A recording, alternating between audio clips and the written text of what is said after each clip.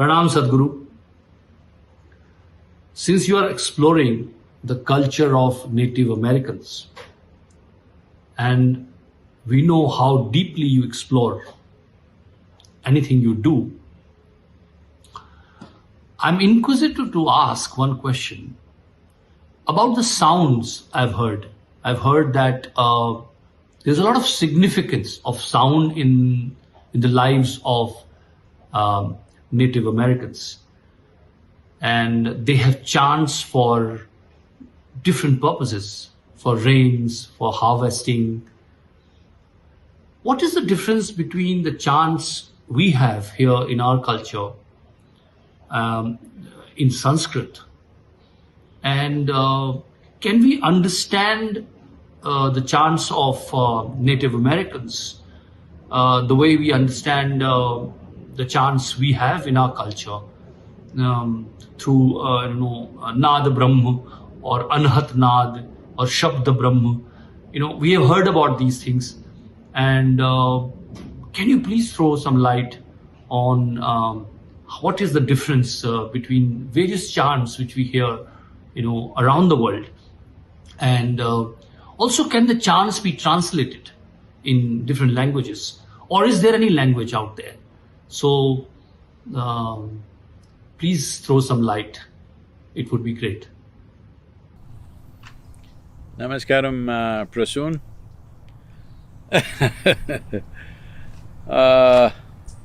Well, your question has to be complicated like this.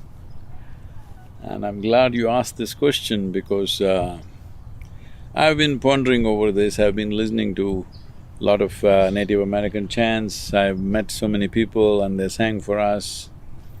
And also I've been exploring the terrain and, my fascination with the terrain. I think I've spoken to you, I crisscrossed India, not going towards any particular destination, just enjoying the land, the terrain. And it's great that once again I have this opportunity that I am riding across United States in the most fantastic terrain. I can imagine how a Native American man or woman would have experienced terrain in those days when there were no vehicles and it's such a vast land. If you looked out 100 miles, it's just plains for the Plains Indians and mountains in elsewhere, in other places. Well, what I notice with the chants is that they found a way. I'm saying this very consciously with a certain sense of a profound listening to what has been uttered. Well, there are songs in this culture as there are songs in every culture, that's a different matter. But the warble that they're doing with their throat, in a way, is the geometry of the land. The geometric symphony of the land has found expression in the sound form. Or in a way, they're connecting with the land through the sound. Whenever a sound and a form gets connected, that is what we called as mantra in the Indian culture. In our culture, when a sound connects with the form, we call that as mantra. So their language and their way of looking at this, they did not look at it mathematically as to how we have done in India. A complex mathematics is there for the science of mantras, which is called as Nada Yoga. There's a whole math attached to it. Here they did not look at it that way. They looked at the land, looked at the land, looked at the land. Looking at the land, they uttered sounds which match with the geometry of the land. This geometric symphony between land and sound is largely the basis of what you see as Native American chants. I don't know if you can call it chants, it is just an outpouring of sound, not necessarily words, just sounds. In a way, touching the land, flowing as the land undulates, the sound undulates. It's very beautiful if you see where a certain kind of chant or this wobble was created and in what kind of land they existed, you can clearly see that the sound is just skimming along the land, touching the various geometric proportions of the land. This is a very amazing and beautiful way of what human attention can do. Modern societies are too terribly lost in their own thought and emotion that their attention levels have gone down immensely.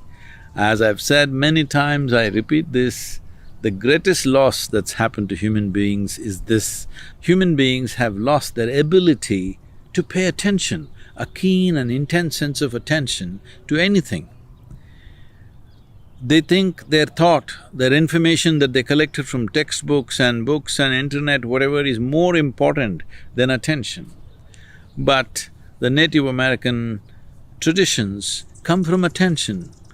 I want you to just imagine, suppose you sat on a land that if you look out for hundreds of miles, there's really nothing, just a plain. If a man or a woman simply sits there and gazes at the land, there will be no thought, just attention. Initially, this attention may be survival-related, but gradually attention becomes your way.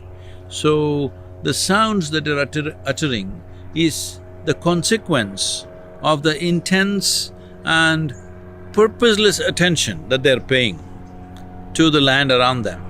It is very important there is no purpose to it, because the moment you put a purpose to it, you become a vested interest. You are not one with nature, you have your own intention and agenda as to why you should pay attention. Simply attention. In this attention, they created a geometric symphony with the land in which they exist, which is very, very beautiful.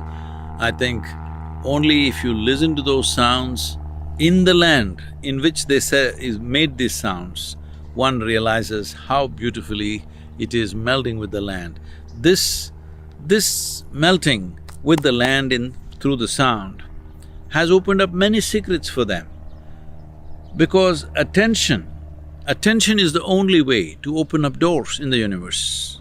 There is nothing in the universe that cannot open up to human attention if human attention is keen enough and sustained for a substantial amount of time.